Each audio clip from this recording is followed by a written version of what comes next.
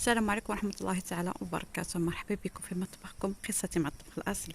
نتمنى تكونوا على خير وبألف صحة جيدة نتوما والعائلة ديالكم.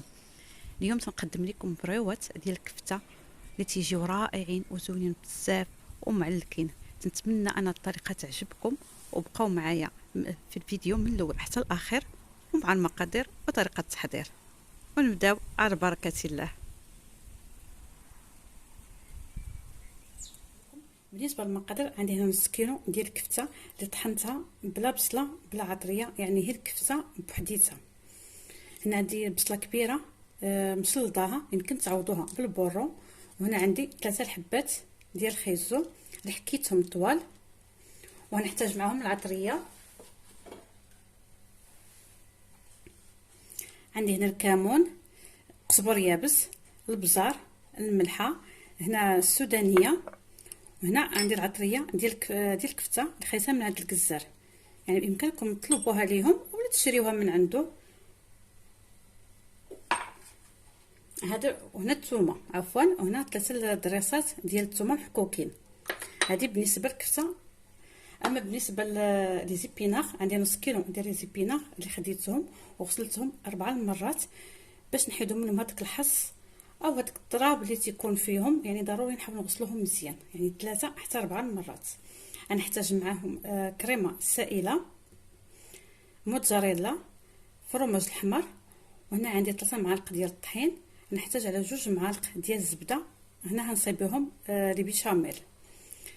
بالنسبه للحليب انا ما غنحتاجوش، لان من غنشحر البصله ومع الخيزو ومع البصله نحاول نسقطرهم، وهذاك الماء اللي غيتسقطر منهم هما اللي غنصايبهم بيشاميل، يعني تبقى على حسب الكميه ديال الماء اللي تسقطر. بامكانكم ديروا غير معلقه ديال الطحين على معلقه ديال الزبده. كان الماء كثير ديروا 2 معالق ديال الطحين على معلقه ديال الزبده، يعني على حسب الكميه اللي غتصايبوا نتوما ديال الكفته. ودابا نبدا معكم ان شاء الله في طريقه التحضير. غنزيد البصله،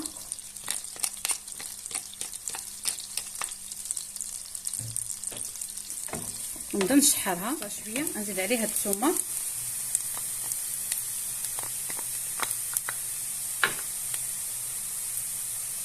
وخيزو على عافيتكم متوسطه، يعني حتى تلقاو هذاك الماء راه ماشي مشكل، انا نحتاجو باش نصايب معكم البيشاميل.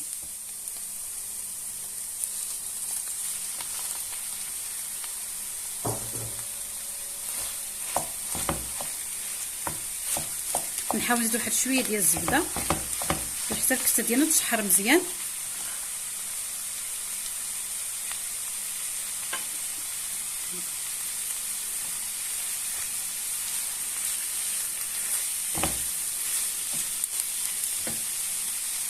غنزيد السودانيه. بالنسبه للحار بقى لكم الاختيار. الملحه يعني ما نديرهاش كامله، غندير غير النص ونص حتى نزيدو على لي زيبينا. القزبر، عندي هنا الكمون، نرجع نزيد نص الكميه ديال البزار ونخلي نص الكميه الاخرى. وهنا العطريه ديال الكفته تقريبا غندير 2 معالق، لان هاد العطريه تكون منسمه.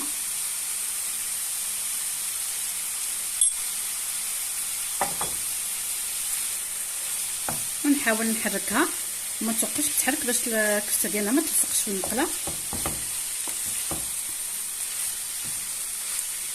وما نخليوهاش حتى تشحر بزاف، لان راه شحرنا الكفته ديالنا بزاف راها تطيب وفي الاخر تولي كارمه.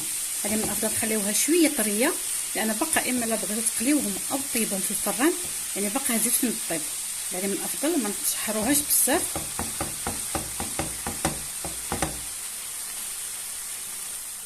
درت هاد الكفته وخيزو البصله في هاد الشبكه، باش نحاول انا نبرك عليها بهاد الطريقه باش نصفي منها هاد لاصوص ديالها.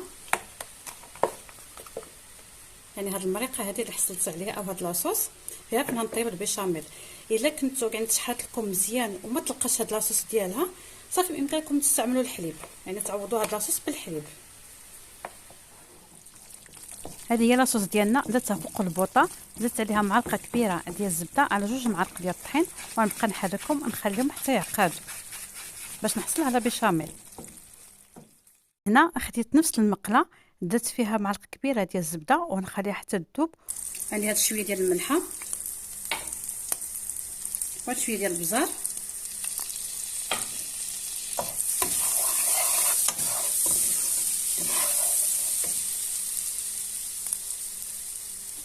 وعندي هاد لي زيبينغ ديالنا.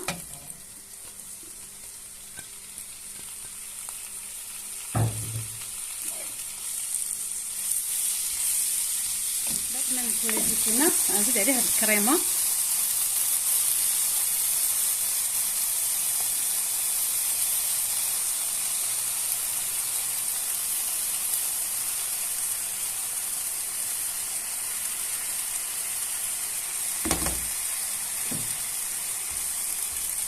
نخليها تشحر معاه شويه. طعم الفرماج كنت نسيت ما ذكرتكمش، يعني بعض المرات نحطوا المقادير وتيوقع واحد الغلط او تنسى او تيكون شي واحد معك في المطبخ ديالك تيخليك انك تنسى. نحاول نمعسهم بحال هكا باش يذوبوا مع القشده. بيشاميل هاد الدور ديالها يعني تخلي عندك الحشوه ديالنا تجي عاقده، وحتى بالنسبه للكفته يعني ما تخليش انا هاد تجينا ناشفه، لان يعني معروف الكفته من تطيب شويه تتنشف وتتقصح، يعني تخليها تجي بشويه ميدمه وعاقده. وبامكانكم بهاد لاصوص تعوضوا بالحليب، يعني تنذكر ونعاود، انا بامكانكم تعوضوها بالحليب، يعني ديروا لاصوص بيشاميل عاديه. الحشوه ديالنا من بعد الموجودات هنا الكفته اللي شحرتها مع الخيزو والبصله، وهنا لي زيبيناغ اللي مخلطه مع الكريمه السائله ولا صوص بيشاميل.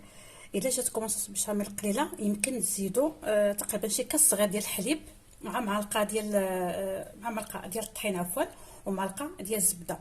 انا تنبغيها شويه قليله، يعني ما تنبغيهاش كثيره في الحشوه، ولكن تبقى لكم الاختيار. غنخلطهم مزيان، تيجيوش الناس تيجيو بالعكس معلكين وميدمين، لان معروف على الكفته تكون تتنشف وتجي شويه قاصحه، ولكن بهاد الطريقه هذه راه تيجيو رائعين، يعني جربوهم.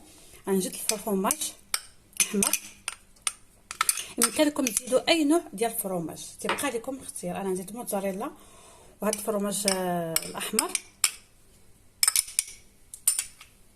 نحاولوا شويه نكثروا باش تيجيو معلكين وتعطيو هذيك البنه مع الكفته مع لاصوص بيشاميل. حتى كيما تلاحظوا راه مع التحرك تحسوا بهذيك انها عاقده ومعلكه. دابا الحشوه من بعد ما نخلطها مزيان غنخليها حتى تبرد، عاد ديك الساعه نعمروها في الورقه، يعني الا عمرناها في الورقه وهي سخونه غنصدقوا ديك الورقه ديالنا غنضيعوها تبقى تقطع.